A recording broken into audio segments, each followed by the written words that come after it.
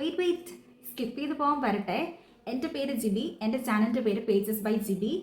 അപ്പം എല്ലാവർക്കും എൻ്റെ ചാനലിലേക്ക് സ്വാഗതം. അമ്മയിനകത്ത് കണ്ടതുപോലെ എന്തൊക്കെ ചേഞ്ചസ് ആണ് എൻ്റെ ലൈഫിൽ സംഭവിച്ചിട്ടുള്ളത്, ഇന്ന കാര്യങ്ങൾ ചെയ്തപ്പം എൻ്റെ ലൈഫിൽ എന്തൊക്കെ ചേഞ്ചസ് ആണ് സംഭവിച്ചിട്ടുള്ളതാണ് ഞാൻ ഈ വീഡിയോയിൽ ഷെയർ ചെയ്യുന്നത്. നിങ്ങൾ ഈ വീഡിയോ സ്കിപ്പ് ചെയ്യാതെ പൂർണ്ണമായിട്ട് കാണുക. കണ്ടിട്ട് നിങ്ങൾക്ക് ഇഷ്ടപ്പെടുകയാണെന്നുണ്ടെങ്കിൽ തീർച്ചയായിട്ടും ലൈക്ക് ചെയ്യുക. അതുപോലെ തന്നെ ലൈഫിൽ വളരെ ഡൗൺ ആയിട്ടിരിക്കുന്ന മനുഷ്യർ ഇന്ന് നമ്മുടെ ഇടയിൽ ഒത്തിരി പേരുണ്ട്. അപ്പം അങ്ങനെയുള്ളവർക്ക് നിങ്ങൾ ഈ വീഡിയോ അയച്ചു കൊടുക്കുക. ഒരു പൂർണ്ണമായിട്ട് ഞാൻ പറയുന്നില്ല, നിങ്ങൾക്ക് ചേഞ്ച് ഉണ്ടാകും തീർച്ചയായിട്ടും. പിന്നെ അതിൻ്റെ ഒരു ഉത്തമ എക്സാമ്പിളാണ് ഞാൻ തന്നെ. ഇങ്ങനെ ഈ ഒരു ക്യാമറയുടെ മുന്നിൽ ഇത്രയും ആൾക്കാർ കാണുന്ന എൻ്റെ ഫ്രണ്ടിൽ ആൾക്കാരില്ല, പക്ഷേ ഇത്രയും ഈ ഒരു മൊബൈലിൽ ഇങ്ങനെ ഒരു വീഡിയോ എടുക്കാൻ തന്നെ ഞാൻ പ്രാപ്തിയായത് എൻ്റെ മെയിൻ റീസണും അതൊക്കെ തന്നെയാണ്. അപ്പോൾ എന്തൊക്കെയാണ് ഞാൻ ചെയ്തിട്ടുള്ളതെന്നാണ് നിങ്ങളുടെ അടുത്ത് ഷെയർ ചെയ്യാൻ പോകുന്നത്. ഇപ്പോൾ എൻ്റെ കേസ് എടുക്കുവാണെങ്കിൽ തന്നെ ഞാൻ ഭയങ്കരമായിട്ടൊരു ഇൻട്രോവേർട്ടായിരുന്നു. അതായത് ഒരാളുടെ മുന്നിൽ സംസാരിക്കുമ്പം ഞാൻ സംസാരിക്കുന്നത് എന്താ പറയുക, അവരെങ്ങനെയായിരിക്കും എടുക്കുന്നത്, അല്ലെങ്കിൽ ഞാനിത് ചെയ്താൽ ശരിയാവുമോ, അങ്ങനെയുള്ള തോട്ട്സ് എനിക്ക് എപ്പോഴും ഉണ്ടാവാറുണ്ടായിരുന്നു. അപ്പം നിങ്ങൾക്കറിയാം, ഞാനൊരു യൂട്യൂബ് ചാനൽ തുടങ്ങി. ഇപ്പം ചാനൽ തുടങ്ങിയിട്ട് 2 months ആവുന്നു. അപ്പം ചാനലിൽ ഒരു വീഡിയോ ഇട്ട് കഴിഞ്ഞപ്പം സെക്കൻഡ് വീഡിയോ ഇട്ട് കഴിഞ്ഞപ്പോഴത്തേക്കും ഒരു പുള്ളി അടി വന്ന് കമൻറ്റ് ഇട്ടു, നിൻ്റെ പല്ല് പൊങ്ങിയിരിക്കുന്നത്. അത് കഴിഞ്ഞ് 2 ദിവസം കഴിഞ്ഞപ്പം നെക്സ്റ്റ് കമൻറ്റ്, നിൻ്റെ ഉണ്ടക്കണ്ണാണ്, അയ്യേ ഉണ്ടക്കണ്ണി എന്ന് പറഞ്ഞ് എന്നെ കളിയാക്കി. അതായത് ഒരു വിധത്തിലാണ് ഞാൻ ഒരു ചാനൽ തുടങ്ങിയത്. ഓക്കെ, എന്നെക്കൊണ്ട് പറ്റും എന്ന് പറഞ്ഞാണ് ഞാനൊരു ചാനൽ തുടങ്ങിയത്. പക്ഷേ എന്താ സംഭവിച്ചേ, ചാനൽ തുടങ്ങി ഒരു കമൻറ്റ് ഇങ്ങനെ വന്നു കഴിഞ്ഞപ്പോൾ തന്നെ ഞാനങ്ങ് മൊത്തത്തിൽ ഡൗൺ ആയിപ്പോയി. എന്നെക്കൊണ്ട് ഇനിയൊന്നും സാധിക്കില്ല, എൻ്റെ ഫേസ് കൊള്ളില്ല, അല്ലെങ്കിൽ പല്ല് കണ്ണ് ഇതൊന്നും കൊള്ളില്ല, എന്നെക്കൊണ്ട് ഇനി ഒന്നും ചെയ്യാൻ സാധിക്കത്തില്ല, എനിക്ക് വ്യൂസ് ഇല്ല, അങ്ങനെ എല്ലാമായിരുന്നു എൻ്റെ ഒരു വിചാരം. അപ്പം ഞാൻ വീട്ടിൽ മമ്മിയുടെ അടുത്ത് പറഞ്ഞു. മമ്മി പറഞ്ഞു, നിൻ്റെ കണ്ണിനൊരു കുഴപ്പമില്ല, നിൻ്റെ പല്ലിനൊന്നും ഒരു കുഴപ്പമില്ല, ഒന്നുമില്ല. ഓക്കെ. അപ്പം അന്ന് രാത്രി ഞാനിങ്ങനെ ഫോൺ സ്ക്രോൾ ചെയ്തുകൊണ്ടിരുന്നപ്പം ഒരു എന്താ പറയുക, മോട്ടിവേഷൻ്റെ ഒരു വീഡിയോ കണ്ടു. അതായത് വൈസ് മൈൻഡ് സെറ്റ് എന്ന് പറയുന്ന ഒരു യൂട്യൂബ് ചാനലിലായിരുന്നു അത്. അവരുടെ വീഡിയോയിൽ Y your dreams never become reality എന്ന് പറയുന്ന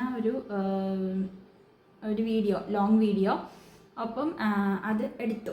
കാരണം നമ്മൾ ഒരുപാട് ഡള്ളായിട്ട് ഇരിക്കുവാണല്ലോ, അപ്പോഴേക്കും എന്തെങ്കിലും ഇങ്ങനെ കാണുമ്പോൾ പിന്നെ നമുക്ക് ബൂസ്റ്റപ്പ് ചെയ്യാനായിട്ടുള്ള ഒരു തോന്നലാണ്. അപ്പം അങ്ങനെ ഞാനത് എടുത്തു കഴിഞ്ഞപ്പോൾ അതിനകത്ത് ഇങ്ങനെ ഒരു സ്റ്റോറി ഉണ്ടായിരുന്നു. അതായത് ഒരു ചെറുപ്പക്കാരൻ, ജോൺ എന്ന് പറയുന്നൊരു ചെറുപ്പക്കാരൻ, അവനൊരു വാരിയർ ആവണമെന്ന് ഭയങ്കരമായിട്ടുള്ള ആഗ്രഹമായിരുന്നു. അങ്ങനെ അവന് അതായത് എല്ലാവരുടെ അടുത്തും അവൻ പറഞ്ഞുകൊണ്ട് നടന്നു, ഞാൻ നല്ലൊരു വാരിയർ ആകും, അല്ലെങ്കിൽ ഇന്ന പോലെയൊക്കെ ഫൈറ്റ് ചെയ്യും. അവന് ഒത്തിരി ഡ്രീംസ് കാണുമായിരുന്നു. അതായത് അവൻ സക്സസ്സിലെത്തുന്ന ഡ്രീംസ് മാത്രമായിരുന്നു അവൻ കണ്ടുകൊണ്ടിരുന്നത്. പിന്നെ നെക്സ്റ്റ് ഡേ അവൻ പ്രാക്ടീസിന് ചെന്ന് കഴിഞ്ഞപ്പോഴത്തേക്കും അവൻ വിചാരിച്ചു, ഞാനെന്നാൽ നെക്സ്റ്റ് ഡേ പ്രാക്ടീസ് ചെയ്യാം, ഞാൻ ഭയങ്കര ടയേർഡാണ്. അല്ലെങ്കിൽ നെക്സ്റ്റ് ഡേ വരുമ്പോൾ പറയും, ഞാൻ ഇന്നത്തെ വെതർ കണ്ടീഷൻ അത്ര ശരിയല്ല, ഞാൻ നെക്സ്റ്റ് ഡേ ആവട്ടെ. അങ്ങനെ പറഞ്ഞ് ഈ ഡേയ്സ്, മന്ത്സ് ആൻഡ് ഇയേഴ്സ് എല്ലാം കഴിഞ്ഞു.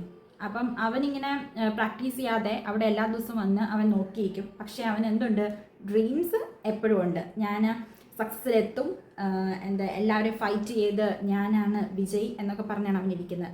പക്ഷേ അവൻ്റെ കൂട്ടത്തിൽ അന്ന് പ്രാക്ടീസ് ചെയ്യാൻ വന്നവർ അവർ ഇവനേക്കാളും ഭയങ്കര വീക്കായിരുന്നു. അവർ ഇന്ന് അവനേക്കാളും അവരുടെ പ്രാക്ടീസ് കൊണ്ട് അവനേക്കാളും ഇന്ന് ഭയങ്കര സ്ട്രോങ് ആയി. അങ്ങനെ അവനൊരു ദിവസം പ്രാക്ടീസിനായിട്ട് ഇറങ്ങി. അപ്പോൾ അവൻ്റെ ആ ഒരു വീക്ക്നെസ് അവന് മനസ്സിലായി. ഭയങ്കര പെയിൻഫുൾ ആയിപ്പോയി അവൻ്റെ മൈൻഡിൽ. അപ്പം ഇത്രയേ ഉള്ളൂ ആ കഥയ്ക്കകത്ത്. അതായത് നമ്മളെല്ലാവരും ഡ്രീം കാണുന്നുണ്ട്, നമുക്ക് യൂട്യൂബ് ചാനൽ സ്റ്റാർട്ട് ചെയ്യണം, മില്യൺസ് ഓഫ് വ്യൂസ് വേണം, എല്ലാം നമ്മൾ കാണുന്നുണ്ട്. പക്ഷേ ഒരു പ്രശ്നം എന്താണെന്ന് വെച്ചാൽ നമ്മൾ അതിന് വേണ്ടിയിട്ട് കുറച്ചൊരു എഫേർട്ട് പോലും ഇടുന്നില്ല. അല്ലെ ആരെങ്കിലുമൊക്കെ എന്തെങ്കിലും പറഞ്ഞു കഴിയുമ്പോൾ നമ്മളവിടെ തളർന്നു പോവുക ചെയ്യുന്നത്. ആ യൂട്യൂബ് ചാനലിലെ ആ ലോങ് വീഡിയോ കണ്ടു കഴിഞ്ഞപ്പം പിന്നെയും എനിക്ക് ഭയങ്കരമായിട്ടങ്ങ് നമ്മൾ ഇത്ര കഴിഞ്ഞ ദിവസം നടന്ന ആ കമൻറ്റിൻ്റെ അതെല്ലാം അവിടെ വിട്ടു. പിന്നെ നമ്മൾ ഭയങ്കര സ്ട്രോങ് ആയി.